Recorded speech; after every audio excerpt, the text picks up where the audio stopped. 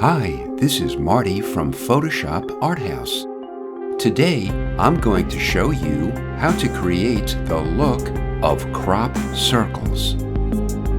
I provided a Photoshop template that you could download. Its link is in my video's description or project files. It includes 3 layers: a field base with rows, the same base without rows, and a black and white high contrast graphic. We could use clip art, text, logos, or any other high contrast black and white image. If you are using a black and white graphic, let's make sure it's pure black and white. There are many ways to do this. However, for this example, press Ctrl or Command L to open levels. Drag the input black slider to the right and the input white slider to the left. We'll separate our graphic from the white background. Open the Channels panel. If you don't see it, go to Window and Channels. Control or Command click any of the channels to select the shape of our subject.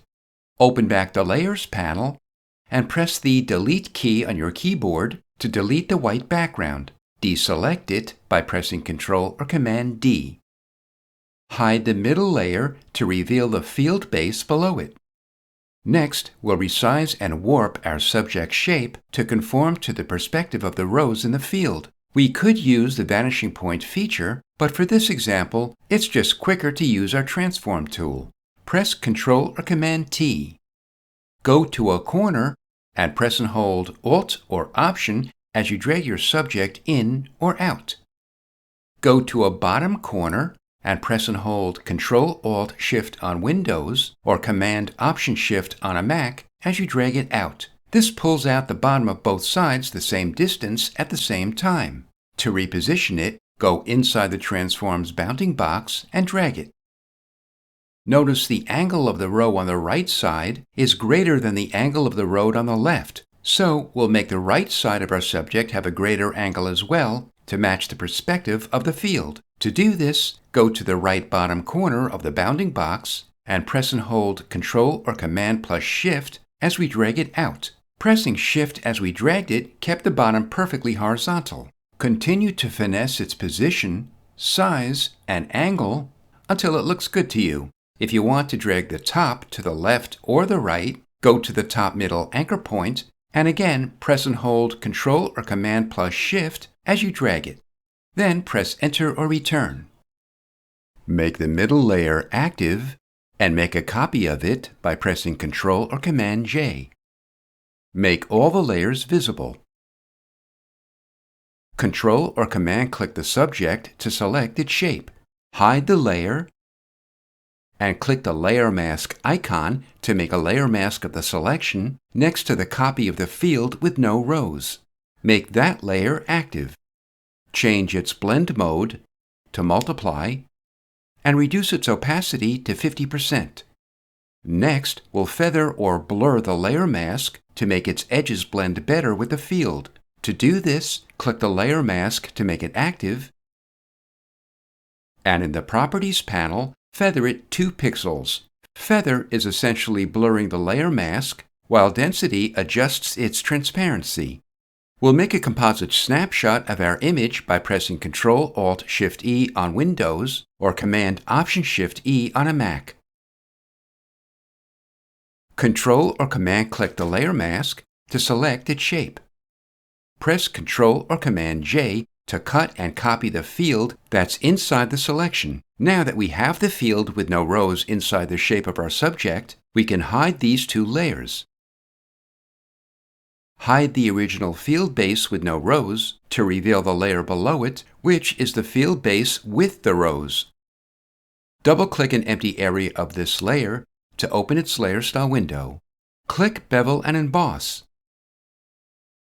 The style is Inner Bevel, the technique is Smooth, and the depth is 200%. The direction is up, the size is 20 pixels, and the soften is 0 pixels. The angle is minus 132 degrees, the altitude is 32 degrees, and the gloss contour is linear. The highlight mode is linear dodge, the color is white, and the opacity is 0%. The shadow mode is linear burn, the color is black, and its opacity is 30%. Next, we'll make the top of our image gradually blur to simulate the look of a camera's depth of field. Make a composite snapshot of our visible image and convert it into a smart object so we can modify it non-destructively. Go to Filter, Blur Gallery, and Tilt Shift. I did an in-depth tutorial on Tilt Shift on my Blue Lightning TV channel, so if you'd like to watch it, I provided its link in this video's description. If you don't see the lines and widget, press Ctrl or Command H. In the middle is the center pin widget. We can position the controls over the area of our image that we want to remain in focus by going to the center point of the widget and dragging it. The other controls will follow. By rotating the ring clockwise or counterclockwise, it increases or decreases the blur. The area between the center pin and the solid lines are protected from being blurred. If we drag the solid lines away from the center point, there will be more of our image in focus. The areas between the solid lines and dashed lines are the transition areas. In these areas, the blur grows progressively from the solid lines toward the dashed ones, where it reaches full strength. The areas outside the dashed lines are 100% blurred. Drag the lines to finesse the blur until you're happy with your image.